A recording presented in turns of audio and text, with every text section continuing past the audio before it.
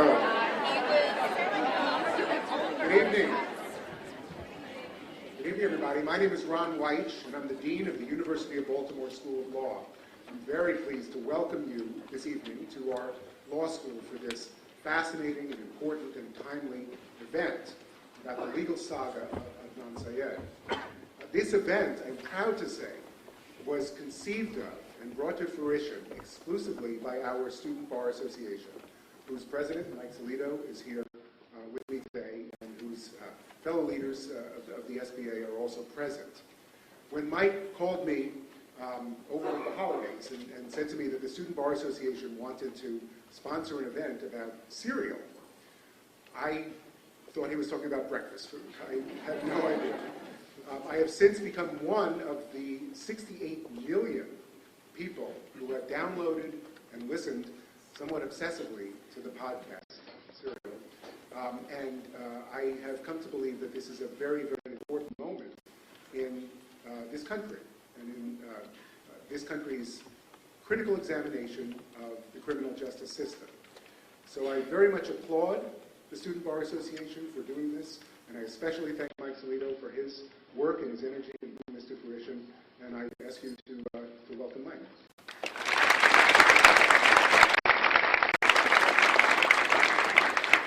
How's everyone doing tonight?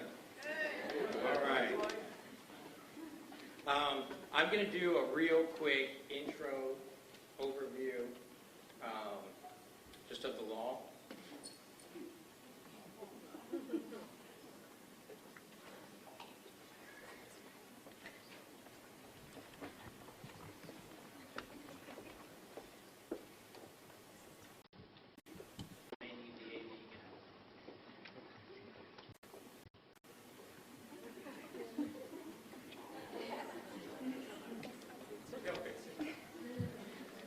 But thank you guys for coming.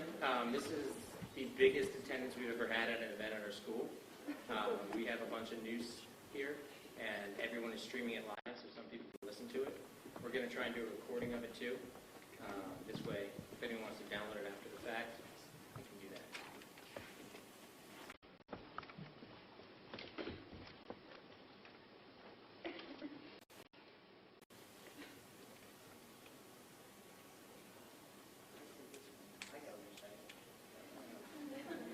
I see something different. I see this. Okay. Well, welcome to Serial, the presumption of guilt. I'll get into it.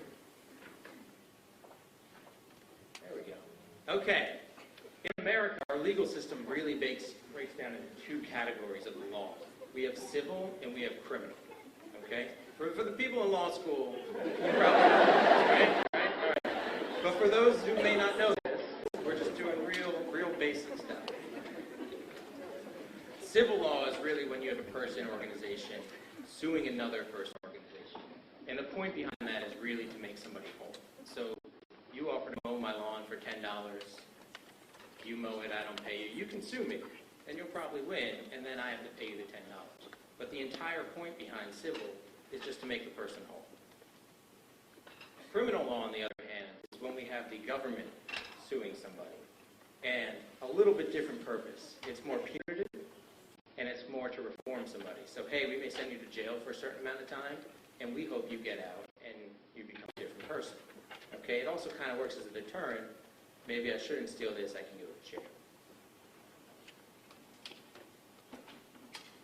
The issue is, when you charge somebody with a crime, a lot of the times they're innocent, they're just going to say they didn't do it. So, innocent person gets charged with a crime, they're probably going to say, I didn't do it. Where you get a problem, though, is you can charge a guilty person with a crime, and the guilty person is going to say, I didn't do it. Right? So we need to distinguish how to find out who did it and who didn't do it. And we've established a system in America where you have to prove somebody is guilty. And in America, you are innocent until you're proven guilty. Okay?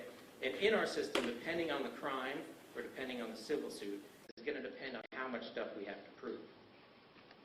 There's three basic levels of burdens of proof. We have preponderance of the evidence, clear and convincing, and beyond a reasonable doubt. Preponderance of the evidence, to put it in layman's terms, usually it's not in criminal cases, but it's just more likely than not. This person did it, over 50% chance. Clear and convincing, a little bit higher of a standard. You know, it needs to be highly and substantially more probable than not that they did. Think of it maybe around 75%. But beyond a reasonable doubt, there has to be no plausible reason to believe otherwise. We need to be 99% sure that this person probably committed the crime before we can convict them. So with a murder conviction, we have beyond a reasonable doubt. We need to prove that there is no real doubt that the person did something.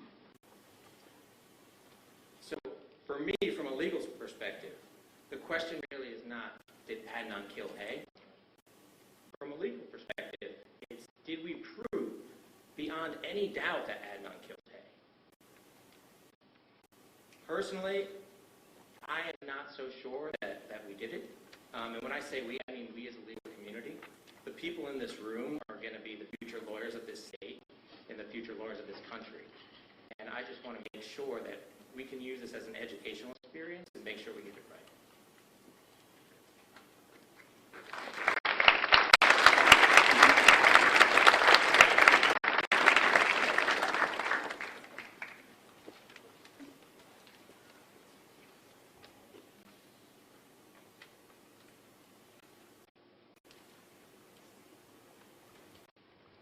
Okay, I'm going to introduce our panel for today. In order, everyone has their playbill. We have Justin Brown, Adnan's current attorney.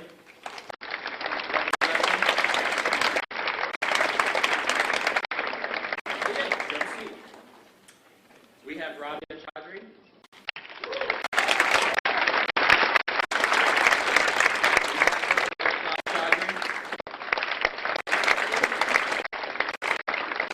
We have Doug Colbert. We have Chris Floor.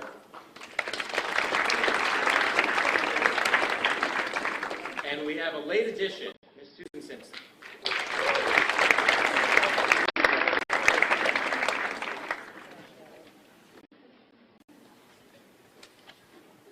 Justin, if you'll start, if you just introduce yourself and say what your role is. Hi. First, thank you, Mike, for having me. I initially committed to come here. Then I changed my mind and said I wasn't going to come.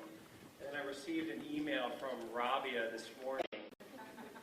She has a way of convincing people to do things and motivating them. And she sent me a copy of the flyer, and my name was on it. And I'm like, all right, Rabia, you got it. I'm coming. So I'm glad to be here, though. I'm glad I came. I'm Adnan's current attorney.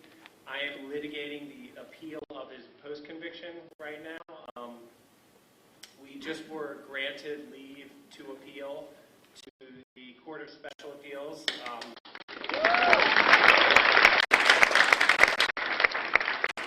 So we're obviously very excited about that. I'm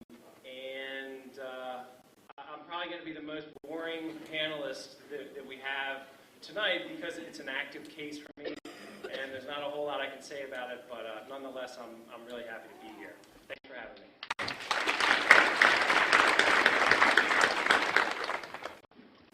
Hello.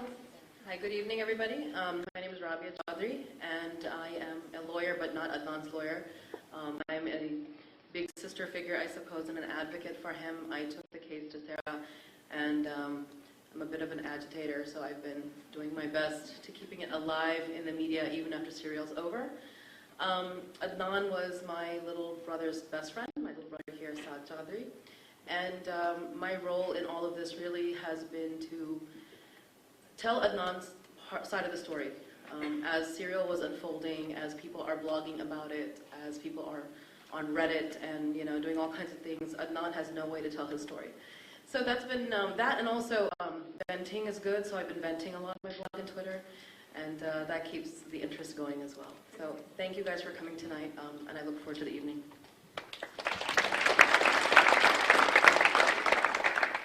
Hello everyone, my name is Saad Chaudhry. I'm Adnan's best friend. I've known Adnan for about 20 years now, and he's been convicted for more than 15 of those 20 years. And this is a great opportunity for us to share his story along with some of the legal experts involved. I appreciate everyone being here, and hope you guys enjoy the rest of the show.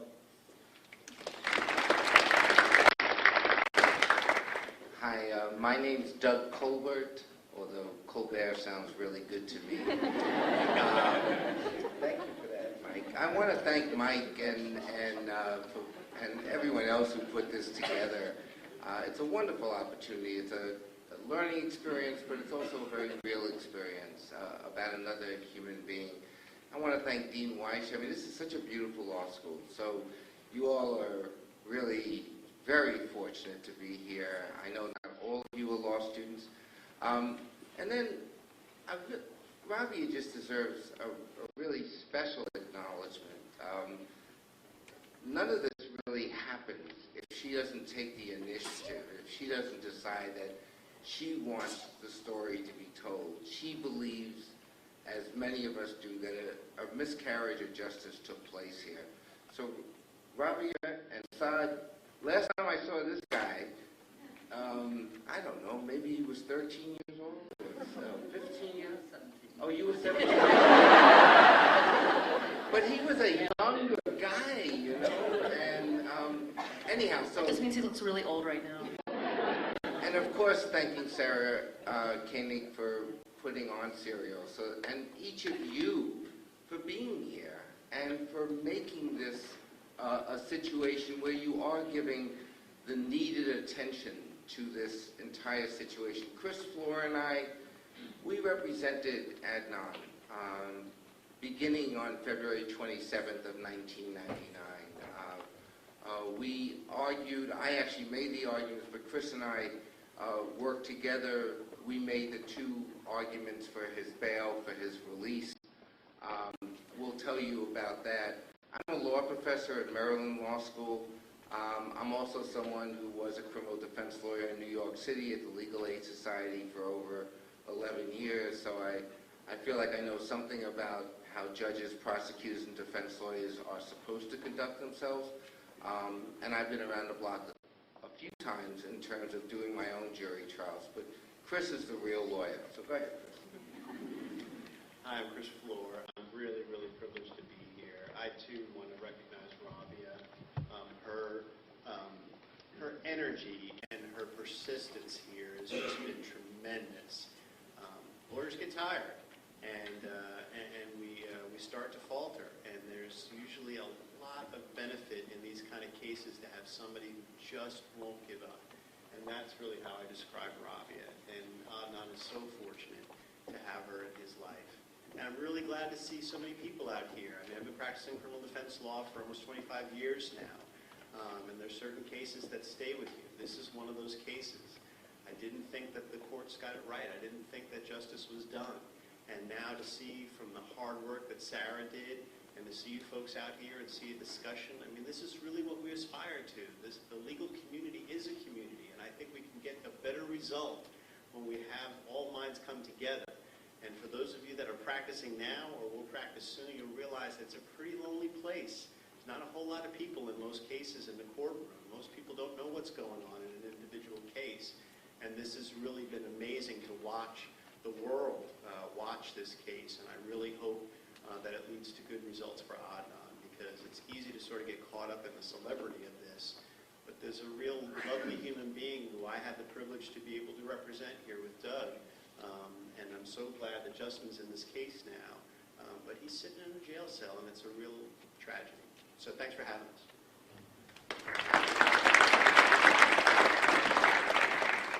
Hi, my name is Susan Simpson. I'm a attorney in Washington, D.C. I focus mostly on white-collar crime, corporate compliance, but I also have a blog called The Deep Mellow 2. And I started writing about Serial after I first heard it because interesting story, and I wanted to hear more about the legal side, because as great as the podcast was, it didn't always get into the legal details that, as lawyers, we're curious about. And the more I got into the case, the more things just started to seem wrong. And it didn't stop. At this point, I've stopped being surprised by all the surprising things that happened in this case, because there is so much uncertainty here and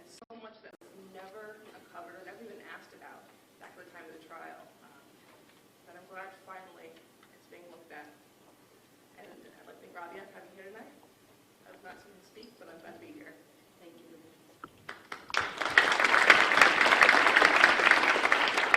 Okay, so I touched on what it takes to actually get a conviction, but before that ever happens in a case, there's a bunch of stuff that goes to leading up to that. I was hoping we could start with Chris and Doug, and you can describe your involvement and everything that occurs before we even get there. Okay, so I want to turn the clock back to January of 1999. I'm a law professor. I'm teaching Access to Justice Clinic. My students are representing people held on bail who otherwise would be waiting 30 days and longer until their lawyer appeared.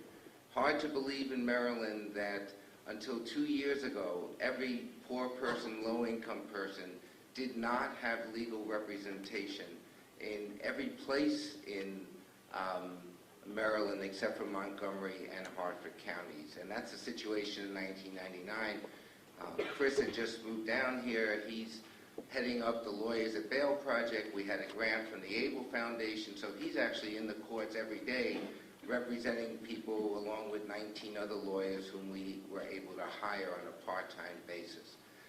So I have a call, I have a contact, a friend who's living in the Baltimore, Pakistan community who lets me, who wants to speak to me.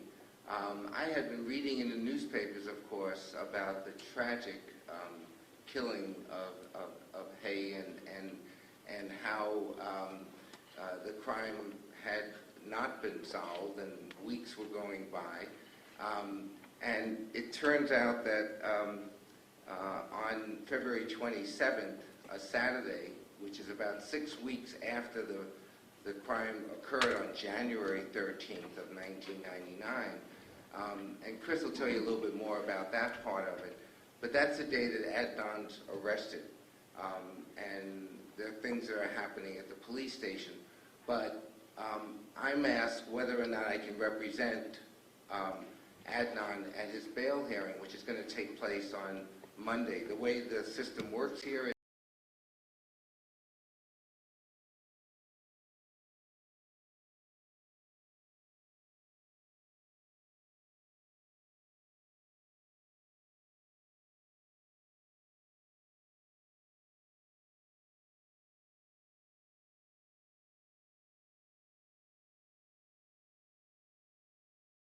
as I said, he's the real lawyer in this whole situation.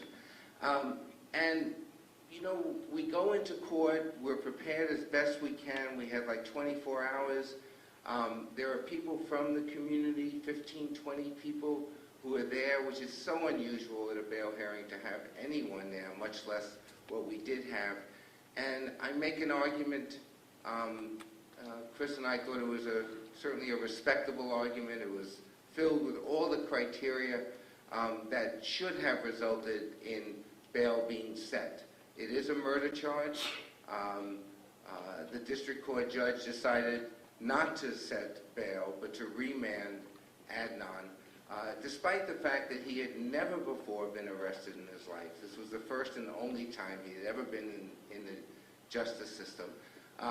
He had incredibly strong community support. And just for your legal piece of this whole thing, people are supposed to be released and gain their liberty before trial because of the presumption of innocence, unless there's no condition that can ensure that the person returns to court or that the person is not going to be a danger to other people if they're released from jail. We presented our argument.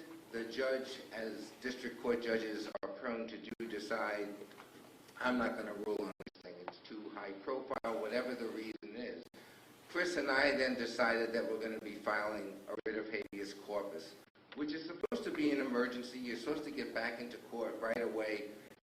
In Baltimore, unfortunately, it took about 3 or 4 weeks before we can get back to court. But we're back in court sometime around March 1st of 1999. We're in circuit court.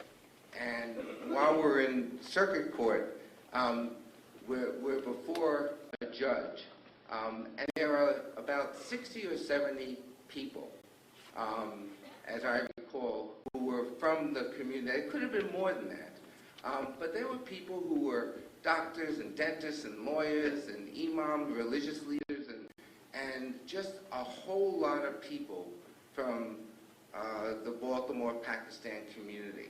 And one of the things I want you to take away from this whole thing is that to this day, I absolutely believe that Adnan Syed should have been freed that day.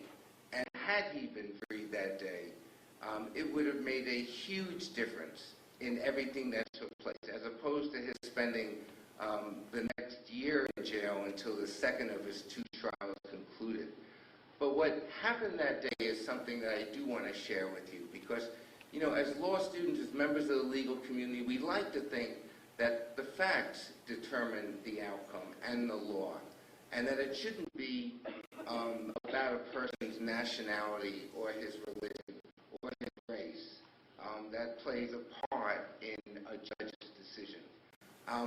What we made our argument, there were people in the courtroom who were putting up their homes to guarantee that Adnan would return to court. That was the security. There were 7 different pieces of property that were put up, and I made that clear to the judge, and about all the people who came out, who showed the kind of ties to the community.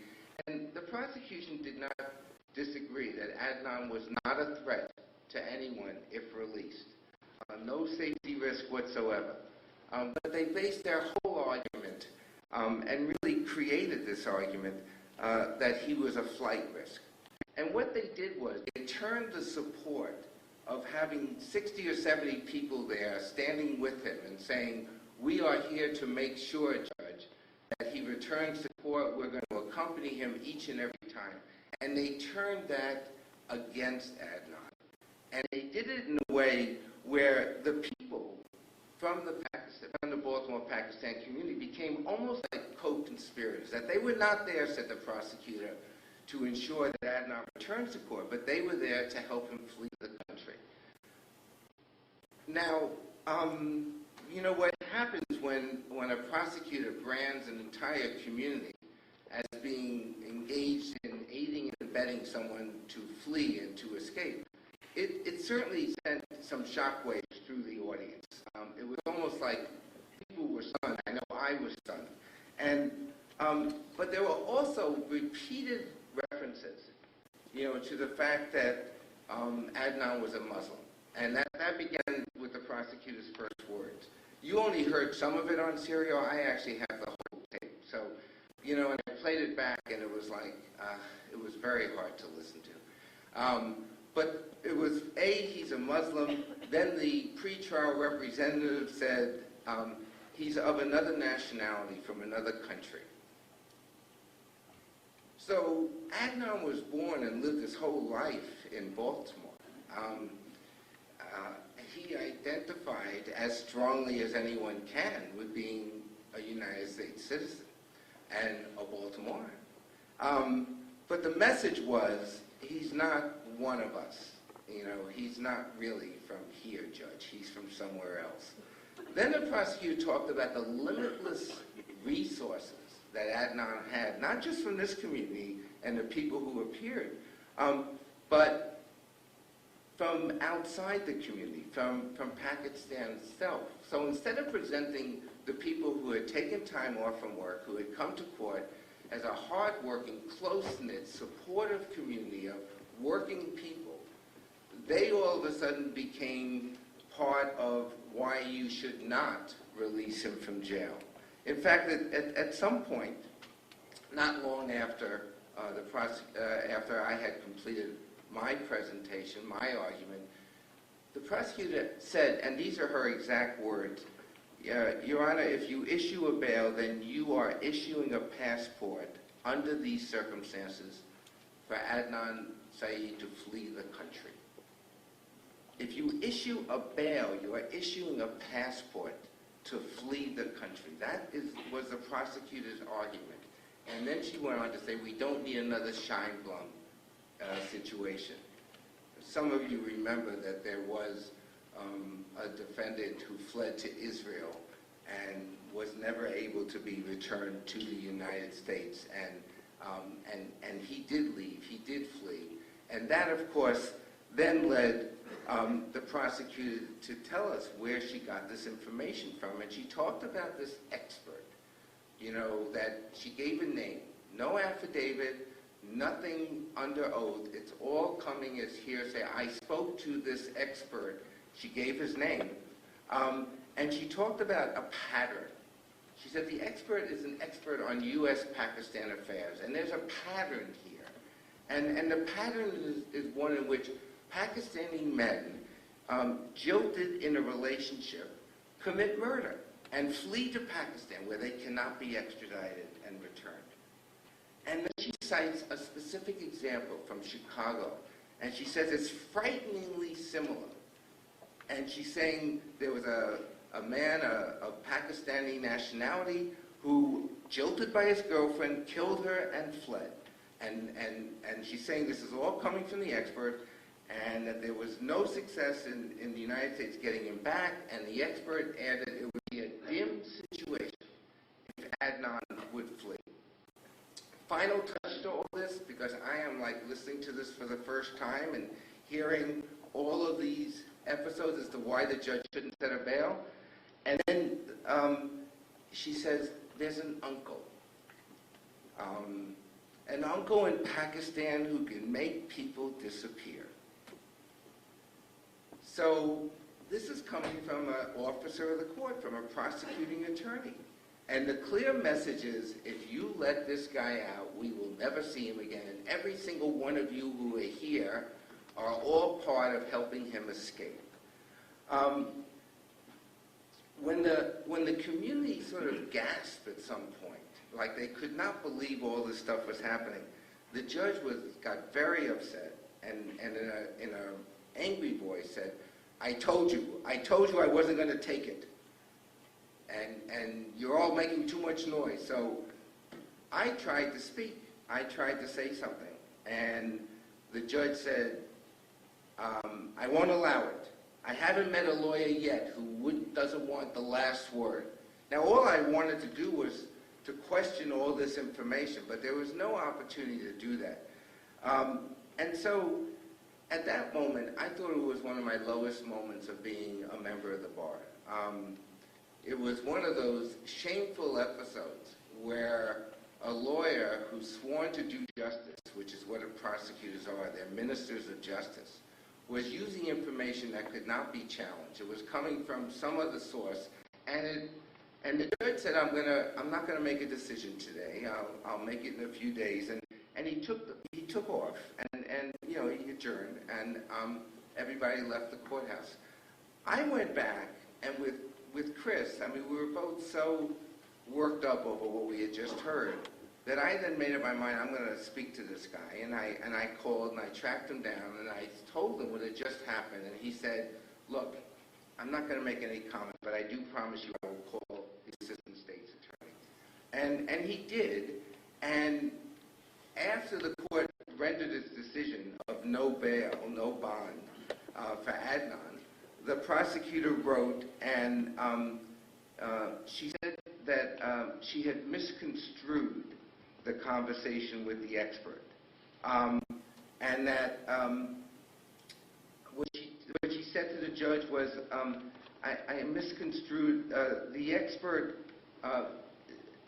didn't say there was any pattern of jilted Pakistan men who murdered their girlfriends and fled. Instead, he said that there were a number of problematic extradition requests related to Pakistani fugitives charged with serious crimes in the United States. So nothing about girlfriend, nothing about killing girlfriend, fleeing, and that kind of thing. And there also was no frighteningly similar Chicago case, she wrote in her letter to the judge. There was no Pakistani male charged with murder.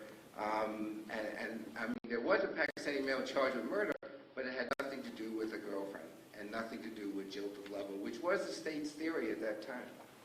And then she said, I apologize to the court for any remarks that may have misled the court.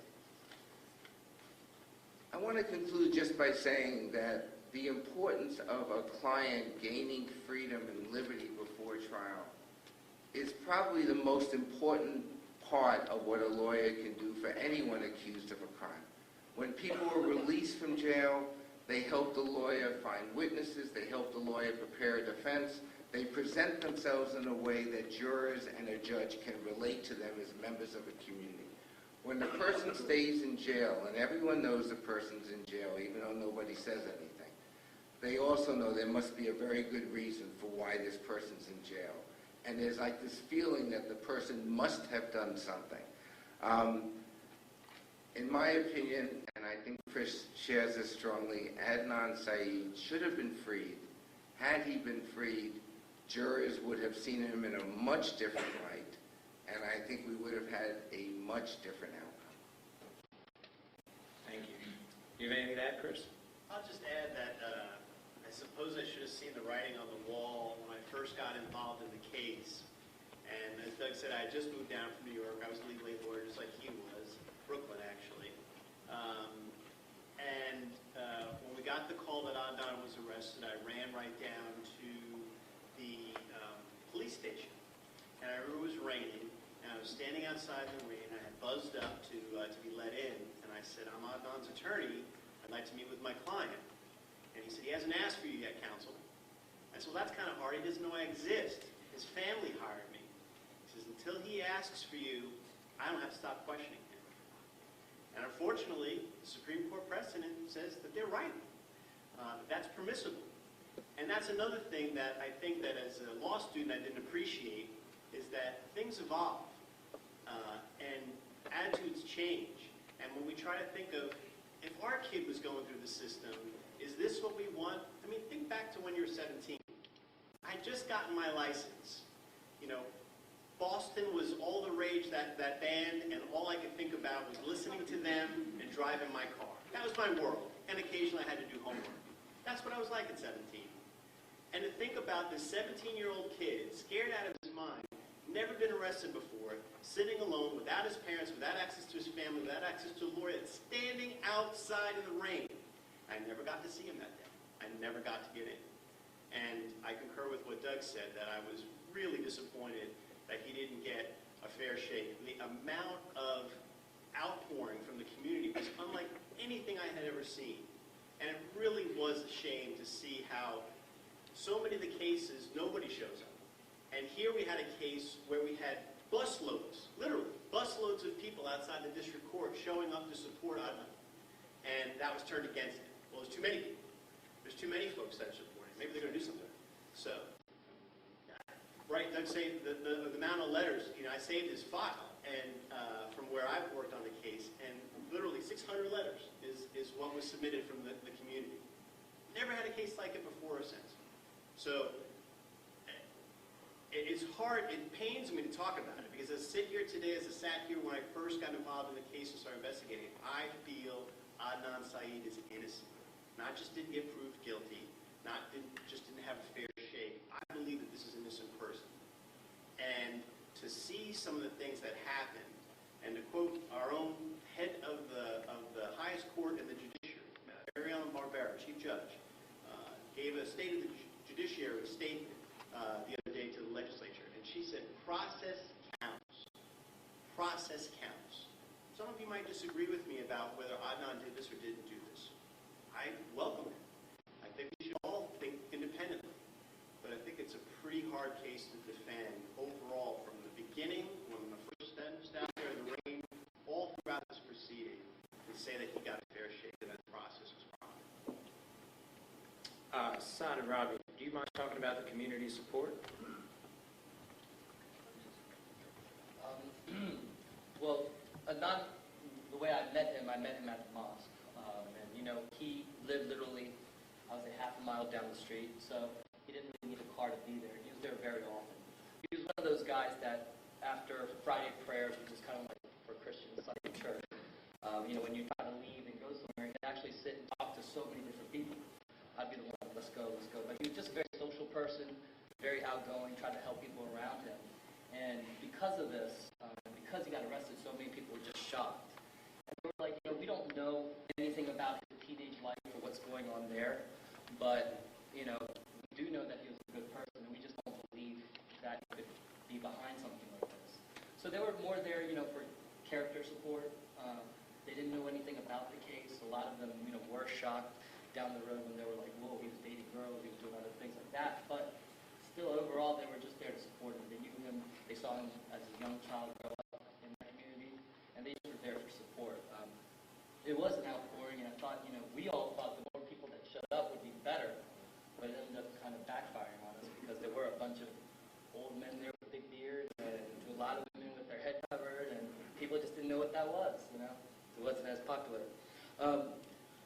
Something that I did when, you know, when he did get arrested, I was pretty shocked myself. I mean, my sister and I, we tried to show as much support as we could, but we really didn't know much. So we, you know, trusted these guys and whatever information they gave us. And it was just a matter of fact, we just saw this all playing in front of me. And there were times I'm like, this is like a movie. I mean, I could have made this story up about, you know, ex-girlfriend dying and this guy's so upset and now he, you know, can't take it anymore.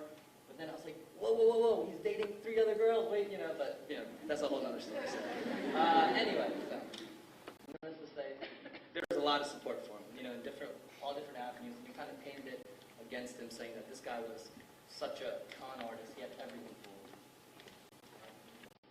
Yeah, I mean, what I want to say about the community support, it was, first of all, it was literally the first such instance in our community, and maybe the last. I don't know if anybody, when I talk community, I talk about that particular mosque.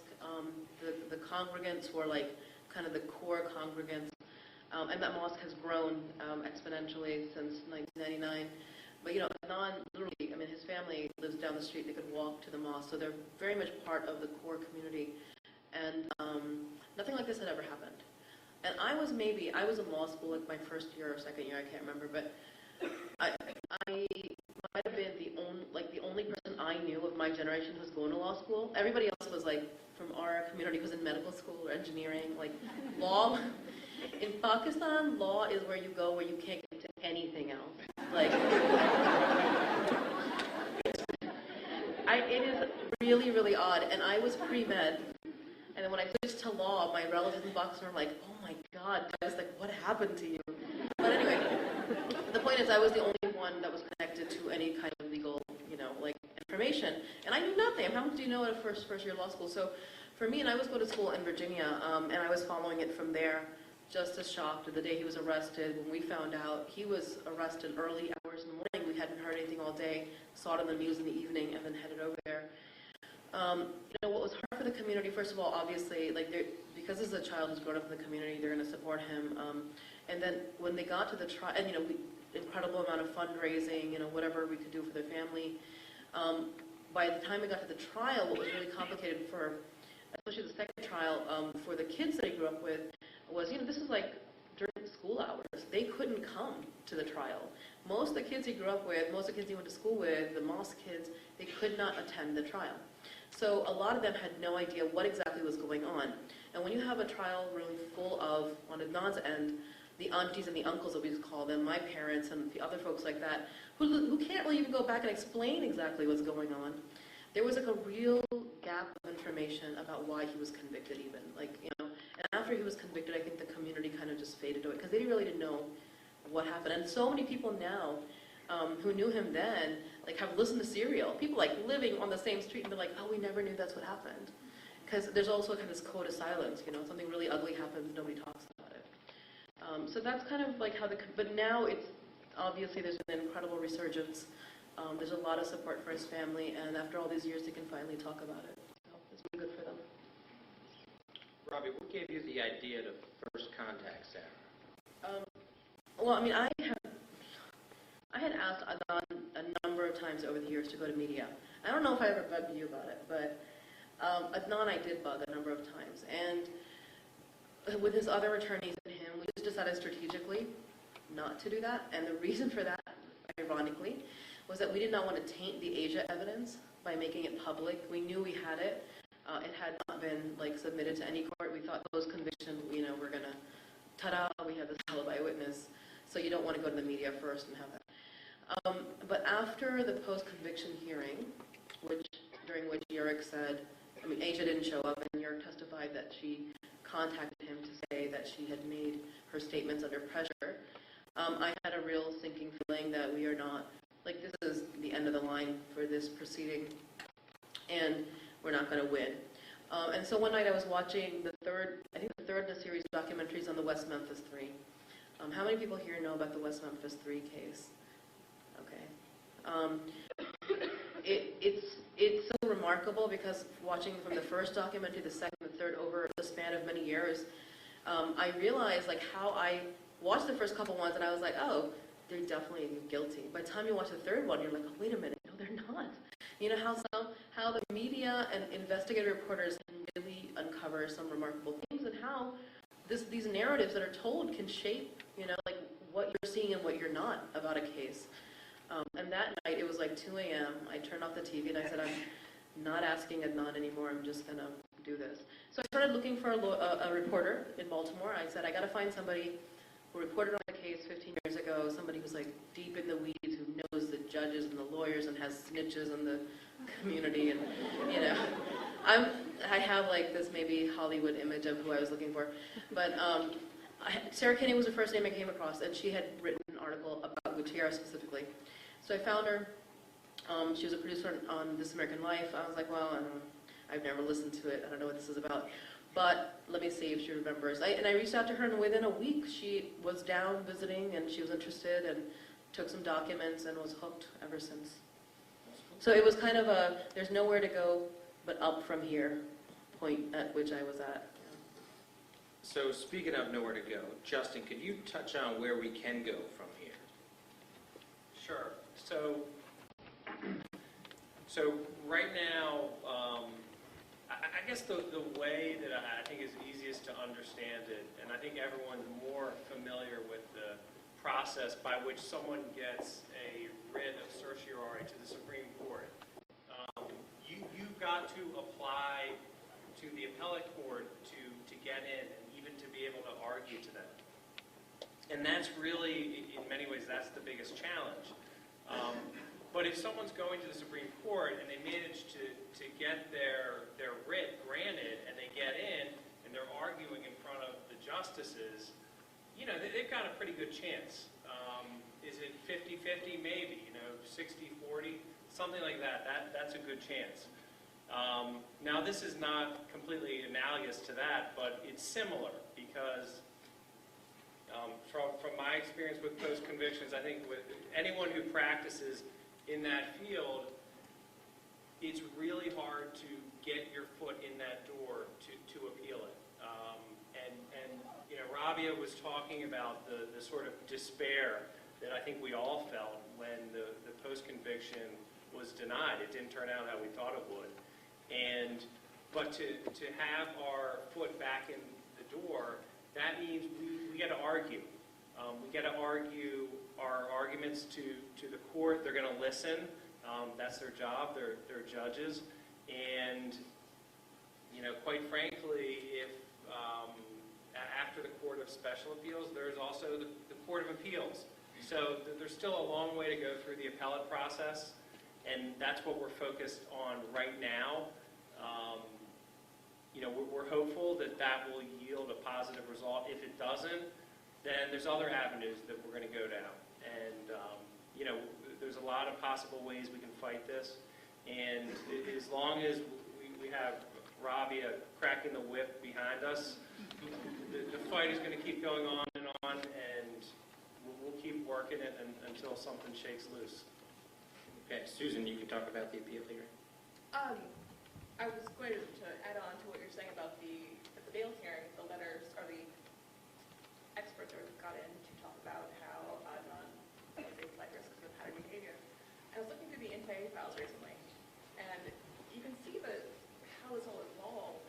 It's the investigators got the same consulting group they were using for the missing person investigation to try and find Hae, and they had them write a memo, and it's there in file, and you can see someone wrote a little sticky note on top of it, and it says, here's some fluff with quotes. You can use the bail hearing.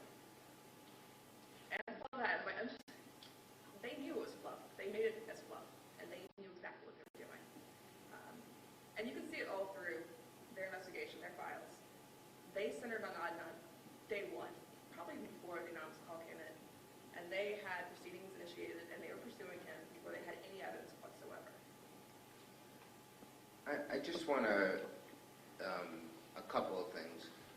One is, for the first month, what the officers testified at trial was that there were two other suspects that they had focused on. And one was the person who found Hae Min Lee and her body at Lincoln Park, and all of the mysterious ways in which this person somehow was able to know exactly where she was buried. And there were lots of questions that the officers had. And then the focus went on Jay Weil.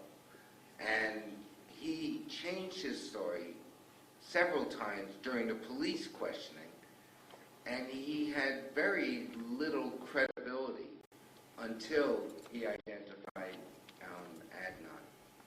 The other thing I want to say about post-conviction is it's a very encouraging sign that the court minimally wants to grant a full hearing. That doesn't happen without everything that's already proceeded. And certainly Serial has brought attention to a case that otherwise would have just been another person convicted, sentenced to life, but plus 30 years. Life plus 30 years. First time he's ever been arrested. Now, when you think of excessive sentencing, but what we're talking about here is an opportunity to give Adnan a fair shake. I sat through the first trial. I did not attend much of the second trial. I must have been there for 85 or 90% of the first trial. When the judge, and you might have gone, I hope I'm not jumping ahead too much here, Mike, but when the day the judge declared a mistrial, I left the courthouse a little bit after 3 o'clock to pick my son up from school. And 8 years old, so, you know, I'm going to be on time as best I can. I don't do too well on being on time, by the way. But I got there and picked him up, got him home, got him set up, and then went back to the courthouse. I must have been gone 45 or 50 minutes. I saw the jurors coming out of the courtroom. Now, that's not where jurors go. They have a separate exit. I said, what's going on? What are you all doing out here? They said, the judge just declared a mistrial. I said, for what? They said, we don't know. And I said, well, wait a second, before you leave, what were you thinking about the case? How were you viewing the evidence? And I spoke to 4 or 5 jurors, and each one said words to the effect of, what case? The government didn't have a case. I said, how would you have decided? He was not guilty. There was no case against him. I said, oh my God, we lost a jury that looked like they were ready to acquit. So those are the things that happen during the course of a big trial. And because Justin, and Rabia have pursued this, now at least Adnan can get that hearing, and hopefully will convince the court to grant the new trial. So and this can be for anyone. What do you think was the major factors that played into going from a jury that was not going to convict him to a jury that ultimately did convict him? Okay, anyone? All right, I'll jump right into it. I don't know, something happened in that month and a half, or however long it was, and I think Christina Gutierrez's health deteriorated. It just went south. She went further south than she might have been before. I say that, but at the same time, look, I know, and I've heard numerous times before, the jury was not buying what the state was selling at the first trial, but I still believe, well, Christina also had a very uphill battle before the first trial. And this is something Susan's identified, right? And how difficult it was to get discovery, and how the state was not turning over things, and I hope you talk about that in a minute. She literally, I think she didn't get Jay's statement till, the police statement till the day before the trial, or something. The day of his testimony. So, she was battling an uphill battle. But at the same time, obviously, we have issues like she didn't contact an alibi witness, right? I still have these grievances that I'm always going to carry around with me.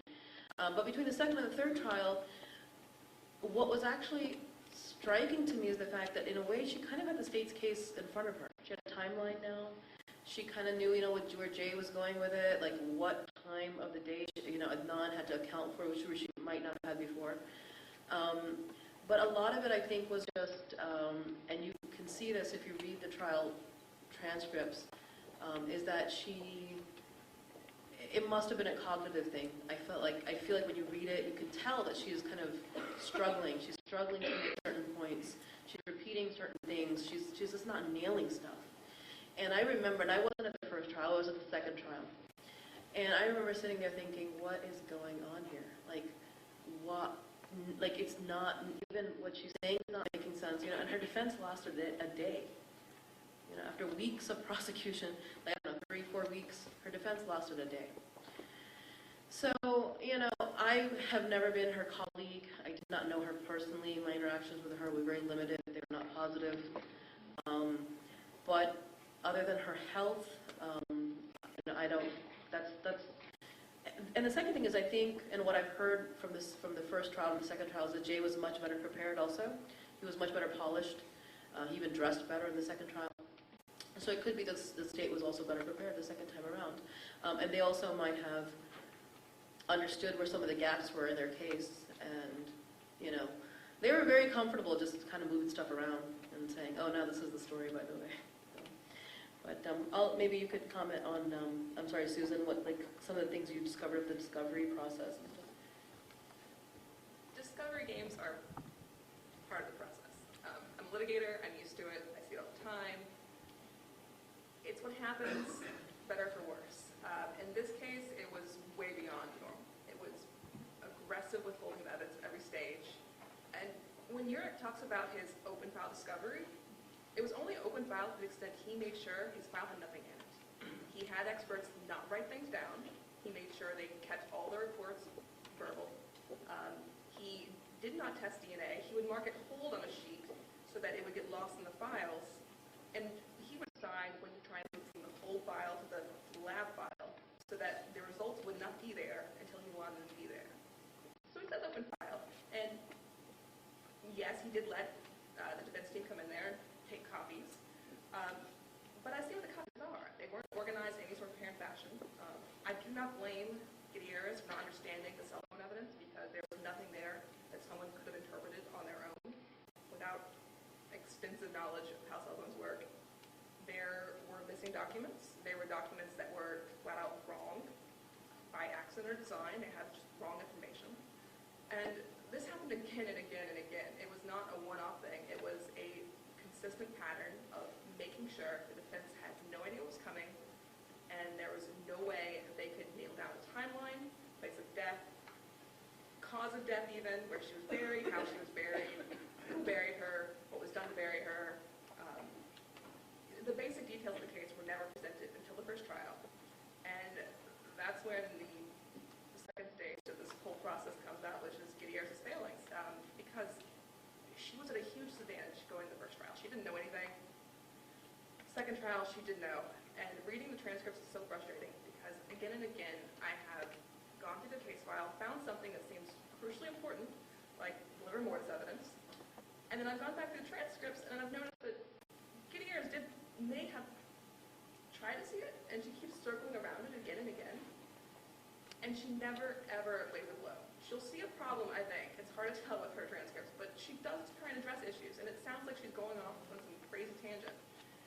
And once you realize where she might have been going, it makes sense, but she never, ever comes back and makes the points that need to be made. One more thing. So even though there are all these errors with the case, the prosecution still got a conviction. How much do you think played into the jury knowing their role? Or do you think they knew their role and understood what they need to convict somebody and just still did it? Do you understand that? I'd like to, that's a tough question, Mike, because we really don't know, what the jury's thinking. But I would like to just stay on Tina, the Gutierrez issue for just a little bit more. Go ahead. And I want you to know that part of my hesitancy in speaking to Sarah Koenig in this case was because I held Tina in such a high regard. When I first moved here from Maryland, she was one of the few attorneys that I had sat down and talked with to see if there was space in her firm for me to practice. She was a national force at that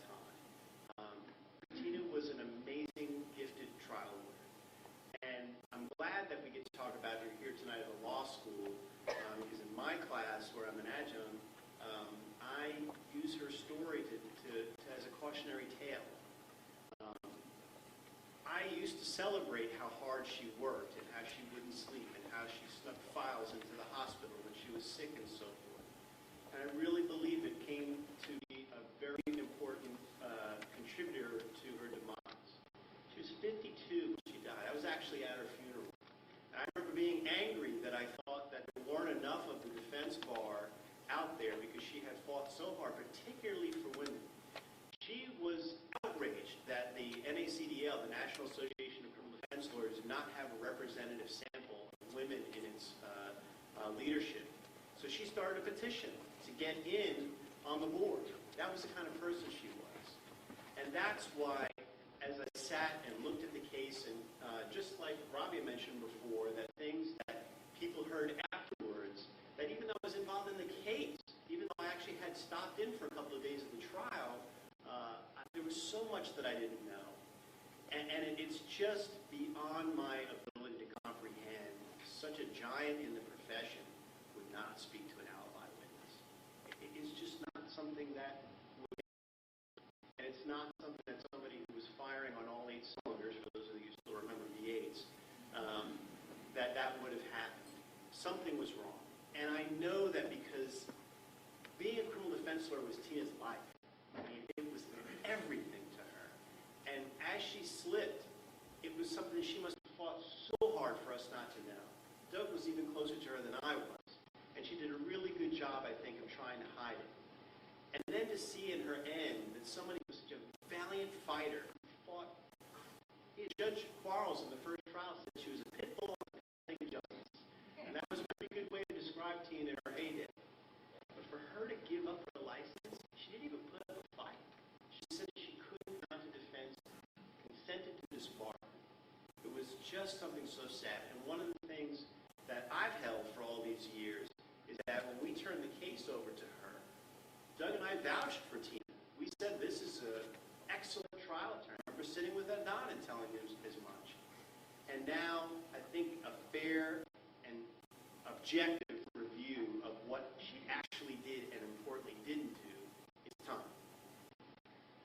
So there were like 2 different Tinas, and at the first trial, Tina was very good, and as been pointed out, she got very, very little help from the prosecutor. It's one thing to have discovery issues in most criminal cases, most civil cases. We're talking here about a person who's facing life in jail, someone who's never been through the system before, and she did not get the discovery that she was entitled.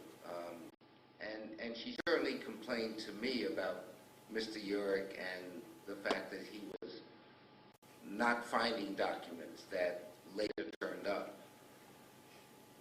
So she was good at that first trial. She was Tina. She was relentless on cross-examination. Her cross-examination of Jay Wilde at that first trial left anyone in that courtroom with the same conclusion, that you would not dare believe this person. And certainly no one should ever be convicted of any crime based on someone who modified his story as many times as Mr. Wilde did. No, Tina was good at the first trial. Second trial, it was a different Tina. And that's something that I wasn't present at the second trial more than just a few days. I heard Sarah Koenig serial, but there was a rambling, there was an unfocused cross-examination. Tina taught people how to cross-examine. She did 3-word questions, 4-word, 2 words. She was a very good cross-examiner. When you listen to the way she conducted herself at the second trial, I must conclude that her illness and her emotional state caused her to be far, far less than anyone resembling the extremely capable and one of Maryland's finest criminal defense lawyers. That was not what was presented at the second trial. We're going to keep things moving, and we will open it up to audience questions. So if anyone from the audience has questions, come on down. We have 2 microphones, 1 in each aisle.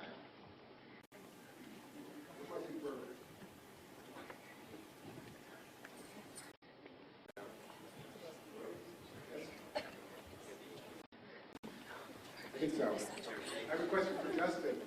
In the podcast, we hear about the involvement of the University of Virginia Innocence Clinic, and they apparently made a motion for testing of some DNA evidence. What's the relationship between your representation of Adnan and their, I assume they also represent, are you co-counsel? What's the status of their relationship? Well, what we're trying to do is there's a sequence in which we think that issues are properly raised. Right now, we have an appeal that is very much active, so we're focused on that. The DNA motion has not actually been filed yet. What we are planning on doing at this time is to continue with the appeal, see what happens with the appeal, and then we'll go from there.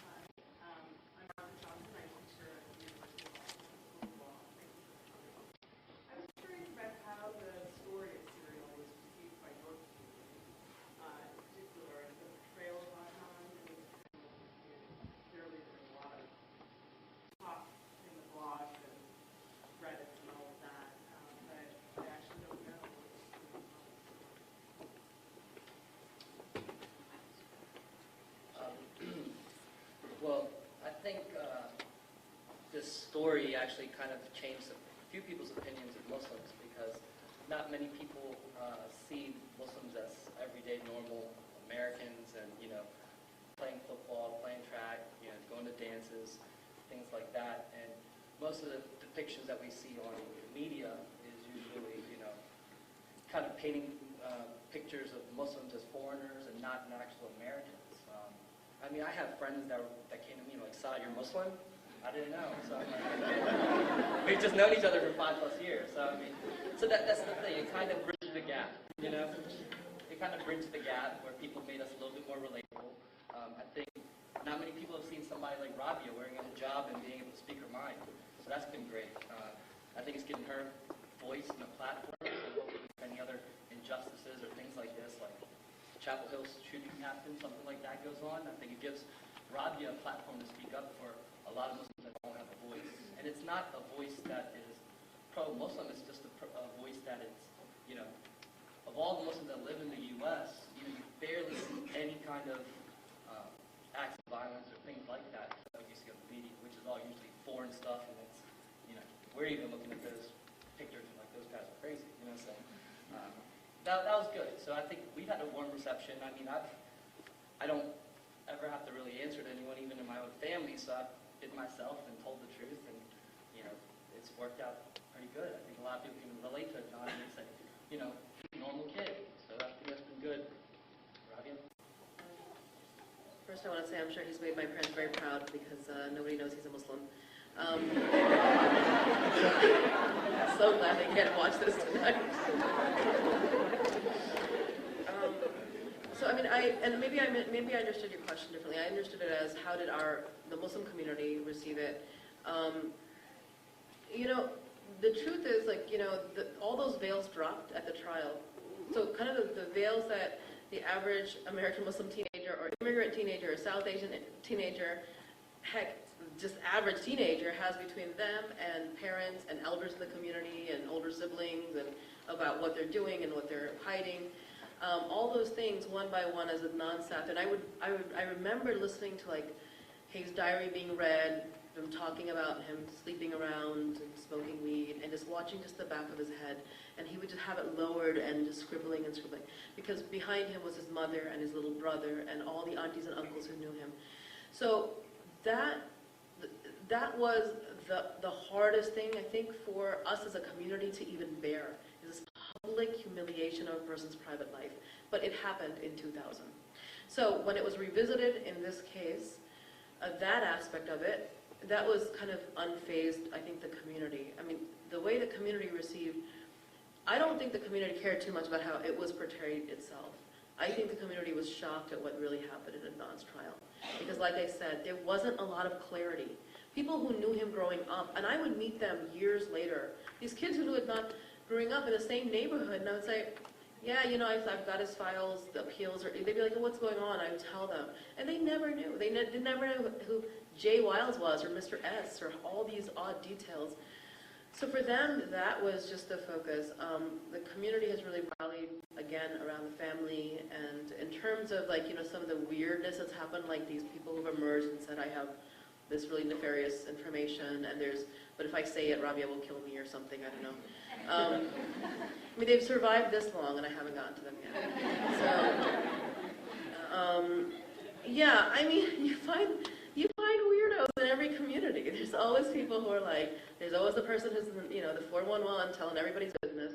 There's always a person who's got secrets. There's always, I mean, this is where it's just a very, like, normal community, especially when you consider what it means to be a community, whether it's a neighborhood association, whether it's a church, or whatever. So, I mean, they've been okay, but it's really put a fire under everybody to come back. And honestly, I had a lot of bitterness. I think all of us, I know he did too, that, you know, they weren't around all these years. And so when they started coming back, especially after the first couple episodes, I was like, yeah, thanks. Yeah, I don't need your help. We're fine. And then I had to just kind of work through that and say, okay, we have to forgive and move and come forward and just, you know, move forward. And so, you know, it was fine. I thank you all for being here. My name is Sean Raleigh. I'm a member of Maryland Bar and a Maryland graduate.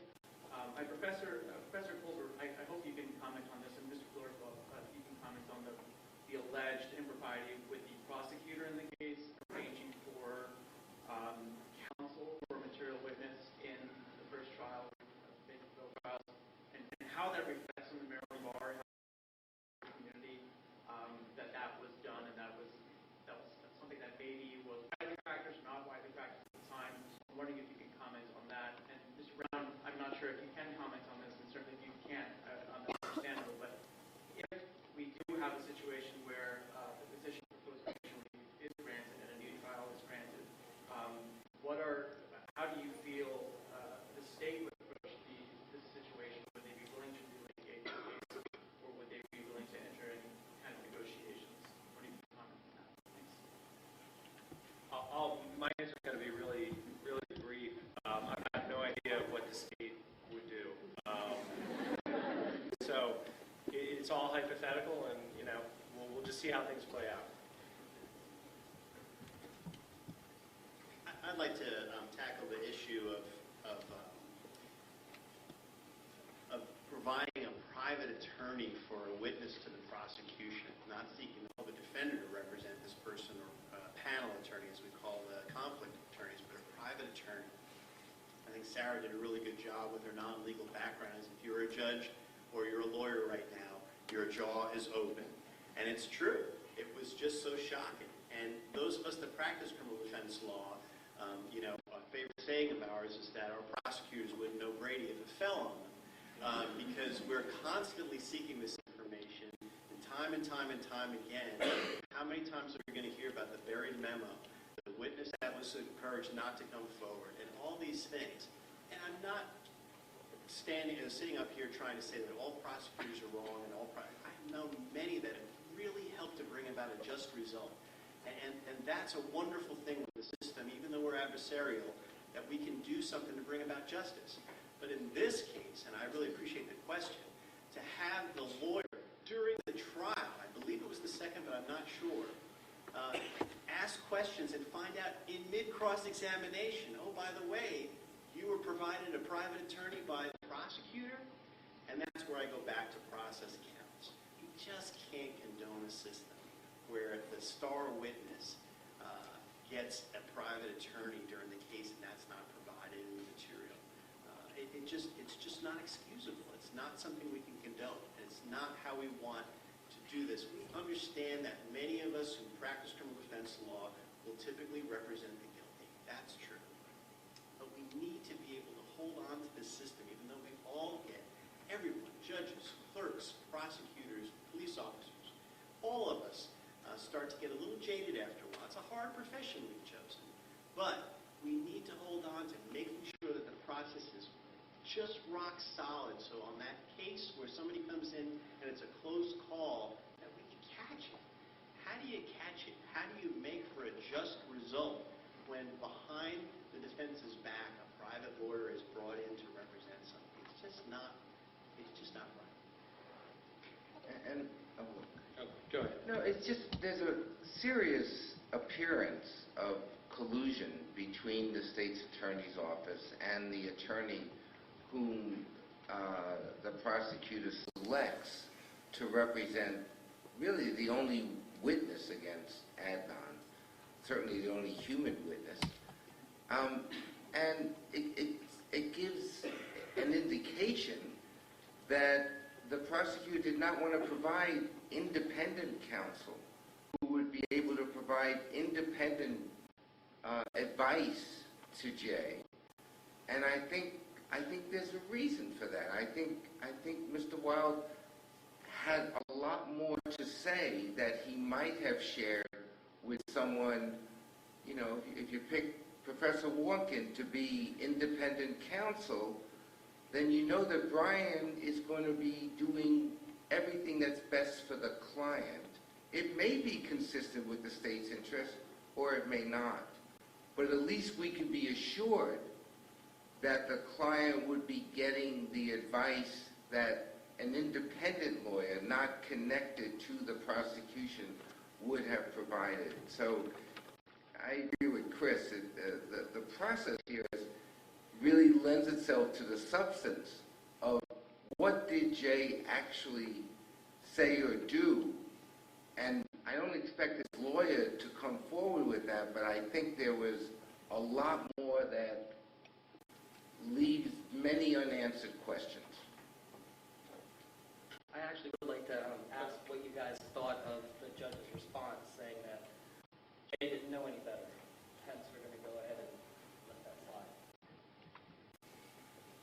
It's interesting. I was reading, for all of those of you that are interested, the pleadings that Justin filed and the response from the state are all up on the Court of Special Appeals website, so you can read the orders, you can read the pleadings, and they summarize the facts. And in one portion of the transcript, Jay's being cross-examined about recognizing that something's fishy. That's the way he described it. Something's fishy about the fact that you're having a lawyer provided to you by the prosecutor. So to say that he was unaware of it, I mean, I happen to respect Judge Hurd quite a bit. I've appeared in front of her many times, and I want to say that I hold her in high regard. But that's why we have the checks and balances. I want somebody looking over my shoulder. When I go to do what I do, a lot's on the line. People can get hurt. People can lose their freedom forever. And I want to make sure that there's somebody doing a check on me to make sure that I'm doing the very best that I can.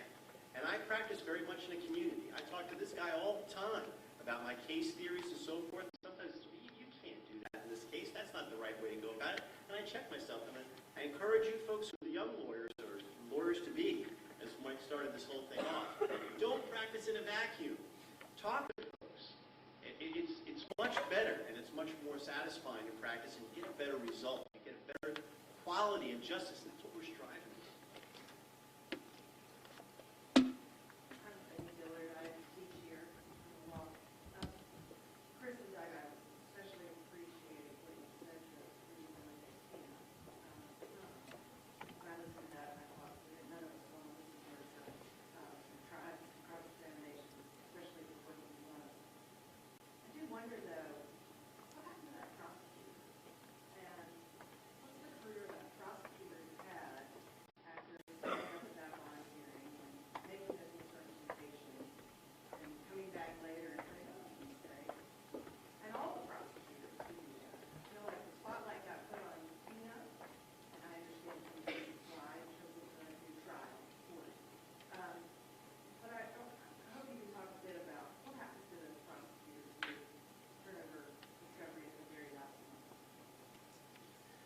What I tell my students who tell me they want to become a prosecutor is I tell them to look at the person in charge of that office and make sure that that person's values fit your own.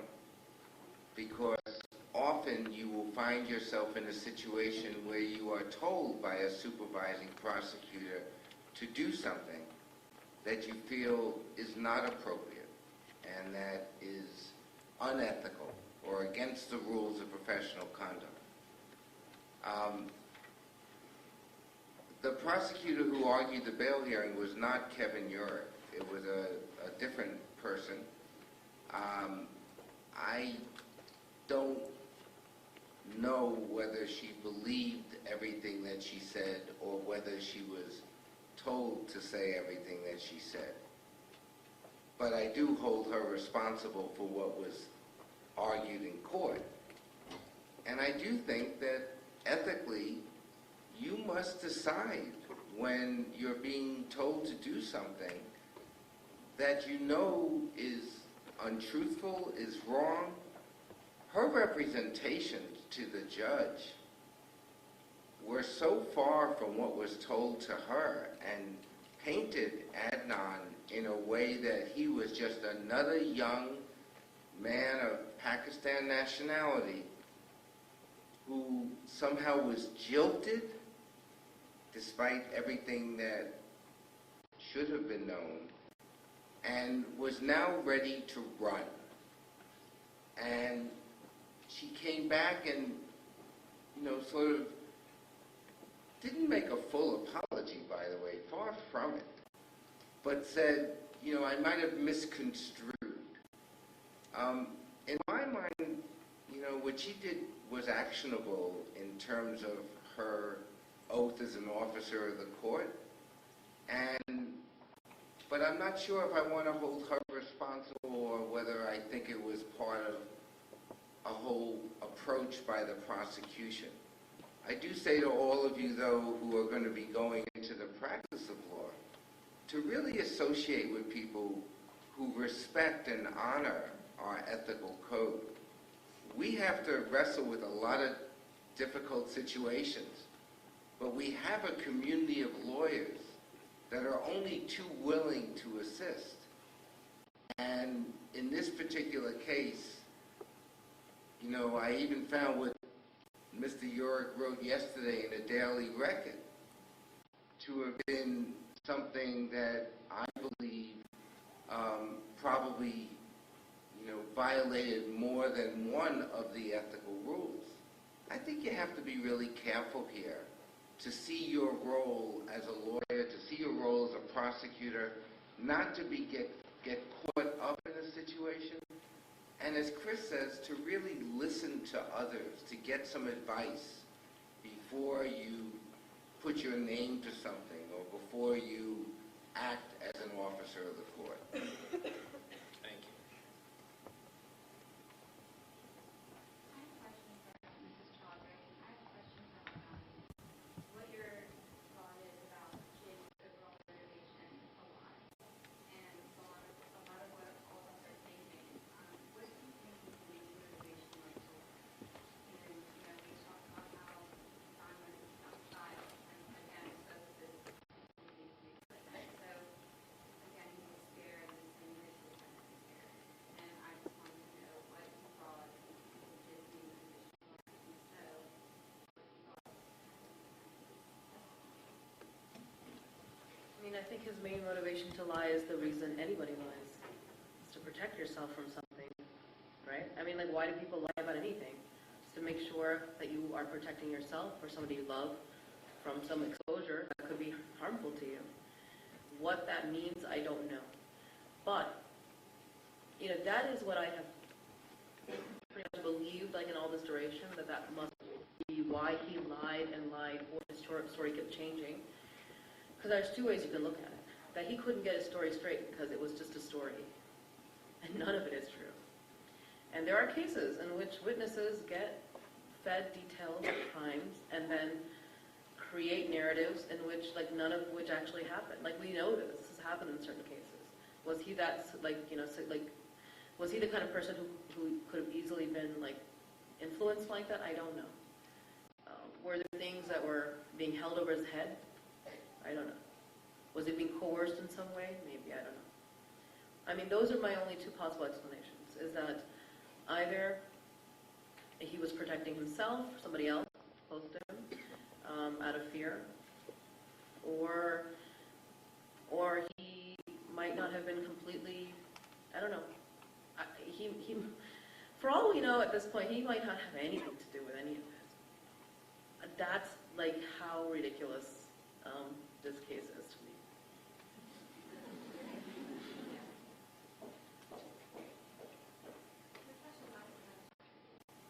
The train that you have set in motion is such a large one, and the scheme that is being material is so massive. And I think the platform that will eventually come to will be points that's foreign. But was there any point when maybe the ethics would have to be close enough, maybe when too much dirty laundry was kind of, out there for everyone to see, but you kind of wish that you could pull the brakes, thinking how, which direction is this thing going? And, where you kind of had that fear.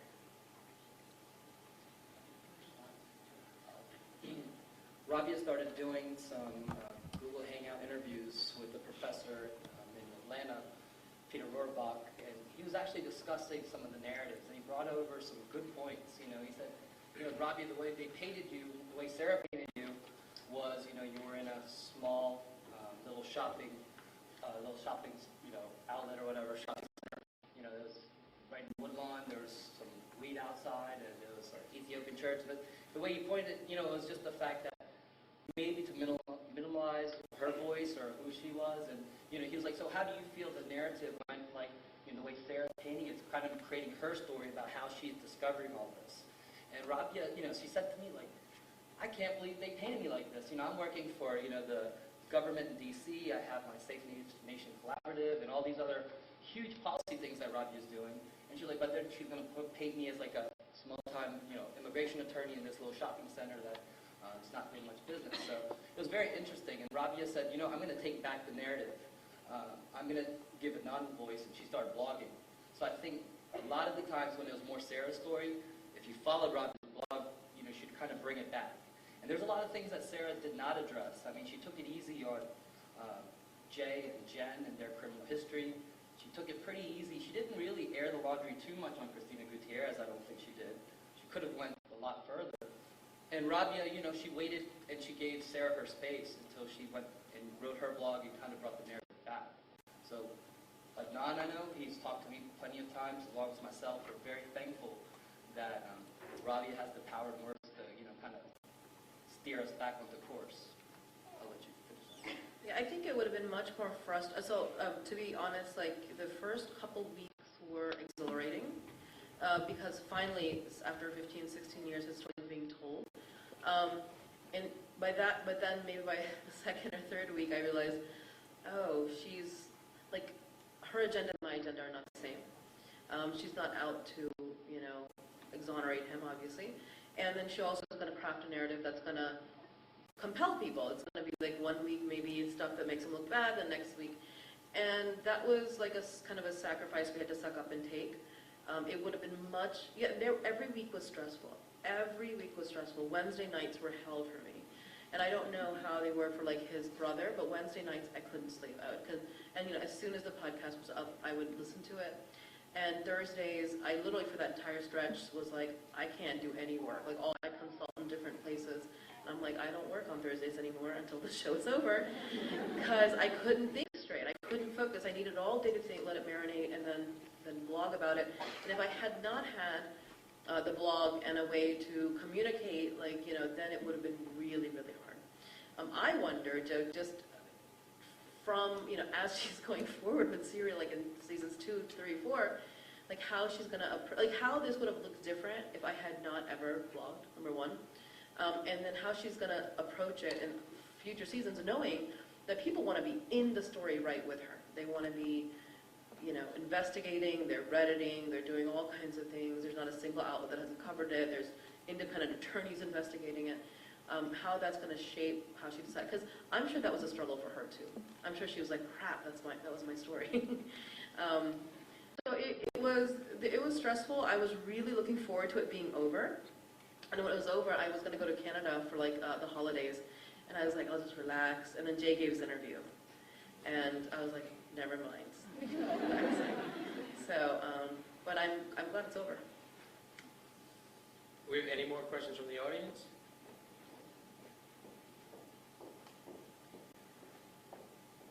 Okay, so, I guess I'm not one of like the law people here, but from just listening to the podcast and everything, I felt like, and like how you said in one of the episodes, it seemed kind of more like shedding light on innocence and then kind of steering in a different way.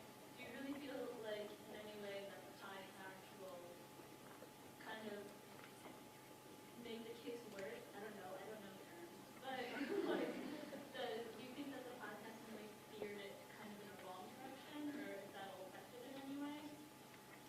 That's to anybody. I think I'll take a stab at that. You know,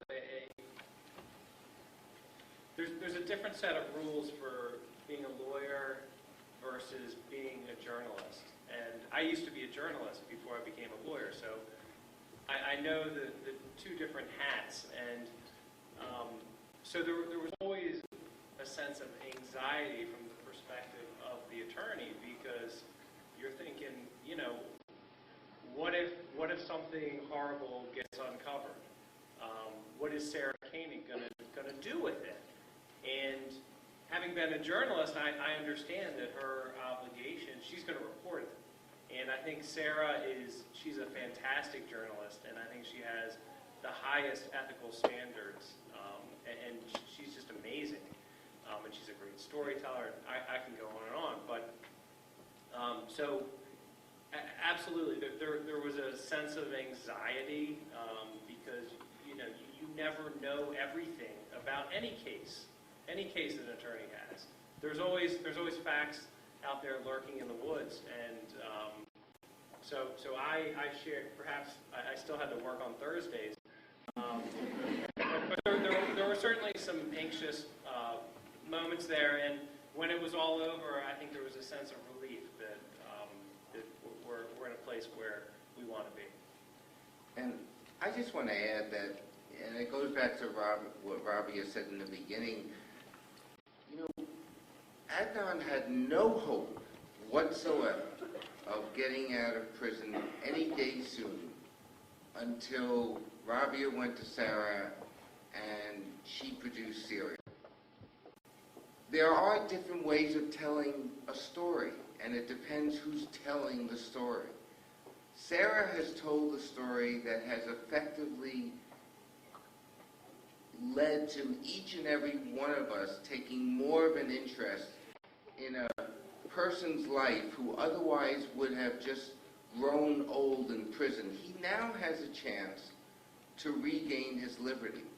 But the real question, the real challenge here for each and every one of you and us is, what are we going to do next?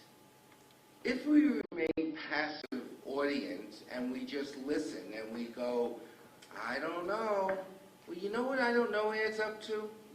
Reasonable doubt. That's what I don't know means. Reasonable doubt is not guilty. I don't know, you do not convict a person on I don't know.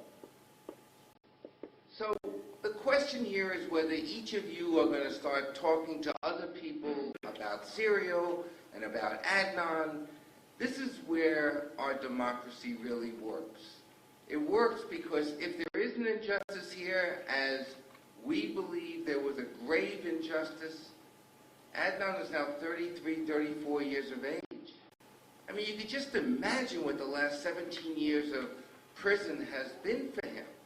Sarah Koenig has opened up an opportunity here for every single person who listens to Serial, who reads the blog, who follows the work of attorneys who are creating their own blog. Get involved in this. See where you stand on it. And if you feel that there's been a wrong, then speak up. Because, you know, Justin can only do so much as an attorney. But we're members of the same community.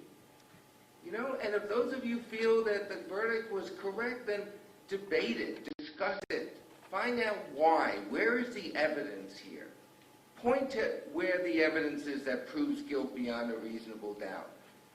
And if it's not there, then tell your own narrative that ends in something other than this person remaining in prison for the rest of his adult life. Okay, we're going to do 2 more questions from the audience and then the closing remarks. Hi, I'm Gary Ladazinski from the Bloomberg School of Public Health, a student there. And when I speak to people on team day, the most common things I hear is like Adnan is manipulative and pretty psychopathic. Why isn't he more aggressive and profaning his innocence? What do you say to people like that? And also, I wish this was covered more in the podcast. What is Adnan like today? How is prison affected him or changed him? What does he think about everything that's happening in the field of treatment? Actually, Chris, can I ask you to, because Chris reunited with Adnan after many years, maybe you could share like how he was then and how you found him now. Sure. I remember when I listened to the first episode and I heard him speak for the first time in 15 years, and I thought, gosh, prison has really given him this sort of street tone. Like I know a lot of people who hear him say, he sounds like a gentleman and so forth, but this 17-year-old kid who was in this honors program who spoke so differently back then. And for those of us that do this, we know that all day in, day out, Adnan is surrounded by people that grew up in a very different environment than he did, speak language in a very different way than he did. And I was taken aback. And I said to Sarah, when I talked to her afterwards, I was like, you didn't know this guy back when I knew him, but this has really changed him. And when she described him as having a barrel chest, and I thought, barrel chest, like you've seen the pictures and so forth, like that's just so foreign for him. I'm pretty sure that maybe he would have gotten into weightlifting on his own, had he remained free. But I'm pretty sure that he's so limited in things to do. And when I actually met with him not too long ago out in Cumberland, which is a pretty rough place to be in, I just couldn't believe to see the physical change of him. But one of the remarkable things about him, and it speaks to the other question that was posed, is why didn't he be more passionate in his, and why didn't he get more angry? I mean, he's sitting in jail for something he says he didn't do. And I think that's always a big thing that we have to be concerned about, that we look back at cases over and over again where exonerations have been found out to happen, whether it's DNA or otherwise, that jurors or people that were involved with the case, well, I wouldn't have reacted that way. But we have to look much more critically than that. And I think that's one of the great things about his character, that hasn't changed. That from the beginning of us meeting this young man and having the privilege to represent him, that despite all that's happened to him, and we're here, a number of us, the crazy podcast followers, there was one time where he really got a little bit angry with Sarah. And that was pretty tame, when you think about how we might go off on something so trivial at home. So I think that it's a shame to know that this has all been taken away from him. He's never going to get this back. But it's very encouraging to see the hard work of Justin and Robbie and so many people to get to where we're now. We have some hope. Okay, last question.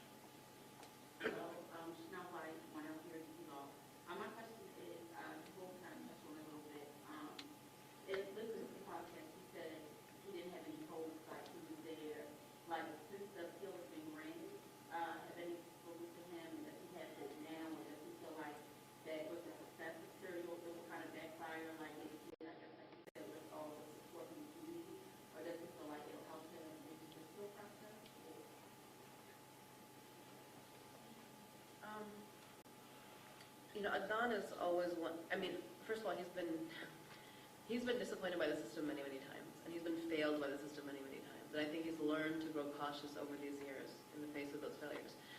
For the first time I ever heard him not be upbeat, because even when he was convicted, the day he was convicted, he was clearly confused and just kind of shell-shocked that night. But after that, he returned to his normal self, which is that he's a pretty positive person. The only time in all these years I've seen him be really, really down was when we lost the post-conviction appeal last year, because he had waited a long time for that. And the fact that he's getting another shot at it and ages back in the game, And we know things about the prosecutor that we didn't know then, you know, in terms of how he framed her statements.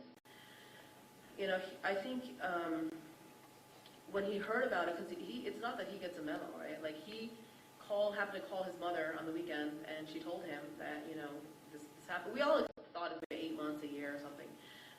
He didn't believe her. So then Yusuf, his little brother, got on the phone and said, no, it's true. They've granted your leave. And he just started like laughing because he was like astonished. I mean, like, I think it was just like incomprehensible to him. He just didn't believe it. So I think for him, he understands that this might be his last best hope. And what he's said to me a couple of times has been, listen, there have been other cases in which there's a lot of media attention and there's a lot of reasonable doubt, and that person still doesn't get out of jail. Like, it doesn't, you know, it doesn't work out. So he's tempered. And I understand that, like, at this point, like, his hopes have been dashed a lot. He's hopeful, but he's not, you know, he doesn't have all his hopes riding on it, I guess. Okay, we're going to go into closing remarks. You want to start, Susan? You don't have to say anything. We'll just go down the line. I'll just say that I enjoyed Serial, but I think it didn't even start to touch the whole story. I don't know if they felt they couldn't cover it because of liability issues. I don't know if, as non-attorneys, they didn't realize some implications what they were seeing. But there is a lot more to come, and I hope that all of it is exposed at some point because the story's not out there. We still have no idea where she was killed, how she was killed, when she was killed. We don't know Hae's story, and someone out there has not had justice served on them, and hopefully one day we'll actually answer all that. I was remembering when the OJ trial happened, and there was such disdain for the Dream Team and all that, and there was such a racial divide from that case. And the fallout that happened afterwards was, we need to eliminate juries, we need to have non-unanimous juries. And I think that what we all, the legal profession and those that are interested in justice, have to always remember, we're one chapter in a long history. And I think it's just amazing to look back at people, from 200 years ago that said, we need to have this burden, we need to keep it on the prosecutor, we need to have it beyond a reasonable doubt before any DNA or any of that stuff came into play. These are things that we need to hold on to dear, and it's, it's a process, not a product. Jefferson was right when he talked about eternal vigilance. And when you're in the classroom and you're hearing the cases and you can't connect the people with these cases, it's kind of hard to feel that way. But when you get out there, whatever side you find yourself on, whether it's civil, criminal, whatever, just remember these are bedrocks of our country that we need to hold dear to. And I hope that forever that stays that. Thanks. First, I want to congratulate each of you. I mean, this has been a terrific audience. I am so used to people walking out and leaving and not staying to the end. I mean, just from your body language, you are so engaged in this. Stay engaged. Figure out what your next steps are here. Because we really are about justice. And those of you who believe in Adnan's innocence, in the miscarriage of justice as we do, figure out the next steps to get more people aware so that their voices can be heard too. For those of you who think that the verdict was correct, ask yourself about the life plus 30 years for a 17-year-old who, even on the prosecution's theory, and I'm not saying for a moment I accept one piece of it, but if this happened the way they said, life plus 30 years, he's already served 17 years. Is it so much to ask, even for those of you who disagree with us, to be saying it's time that Adnan was free? Whatever happened at trial, I hope with all my might that Justin and Rabia and Syed succeed in this episode. I believe there was a serious miscarriage. of convicting somebody who did not commit this crime. And the evidence fails to support. So I just hope that I see many of you in your communities not making this a one-night stand, but really talking it up. Talk it up, and I love Professor Wonkin, you know, he's so attentive. So bring it to his criminal law and criminal procedure class. Get the conversation going. Talk about Brady and whether prosecutors have duty to turn over exculpatory evidence. Keep this issue alive because we're talking about a real person here. Thank you. Speaking of Adnan, probably like once a week, I can say he's very humbled by like the outreach of everyone that's, you know, sent him letters and just the support he's being shown. I just want to thank everybody. I want to thank Sarah with Serial for kind of making this an opportunity for all of us to not only learn about Adnan, but also learn about the criminal justice system and how this could really happen to anyone when you have a lot of sides or a lot of people against you. So just wanted to thank you for the opportunity. Thanks, Mike, for setting this up. It's been great. I'll start by thanking Mike and thanking the Dean and thanking the law school for hosting us and all of you for coming out on a weeknight this late to hear this and to hear, like, you know, not just kind of sensationalize, oh, this is really a cool podcast, but really kind of the legal details of it, which can be sometimes as exciting to listen to. But, you know, I want to actually, you know, I want to kind of address the issue you raised about not being manipulative. And I think if there's one thing that I've been most, that has caused me the most despair over public response to this, is that issue. And not because it says something about Adnan, but it says something to me about a society who looks at somebody and says, well, I mean, everybody has nice things to say about him, so maybe he's nice.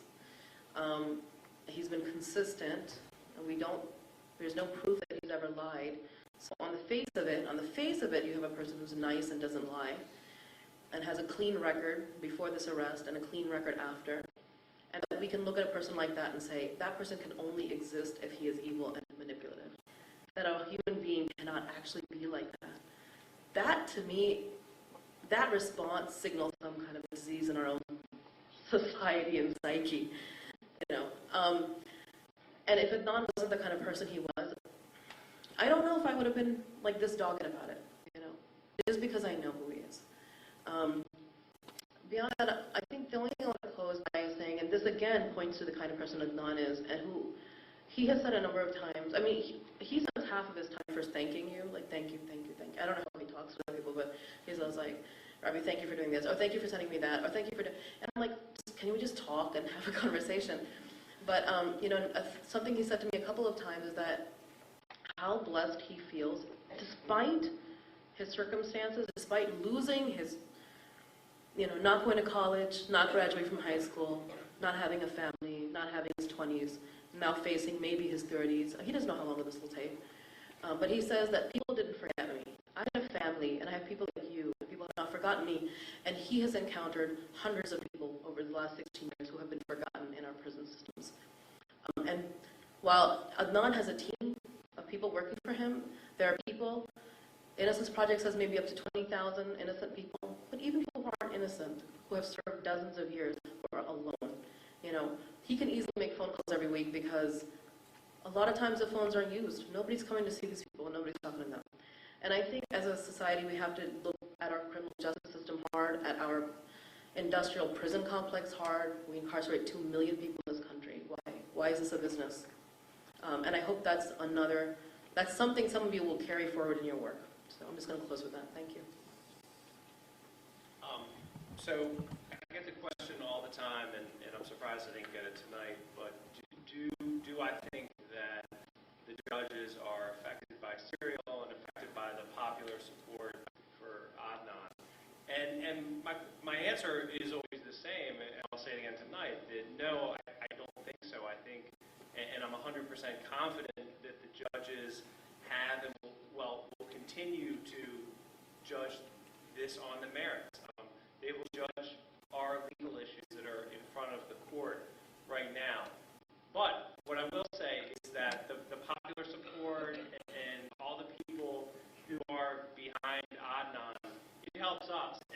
me, it helps everyone at this table. And it makes us fight harder, it gives us strength, and we really appreciate it. So whatever you're doing, it's amazing to see all these people and to look at what's happening online. It does make a difference, and I hope that sometime that bears some fruit. So thanks very much for having us. How about a round of applause?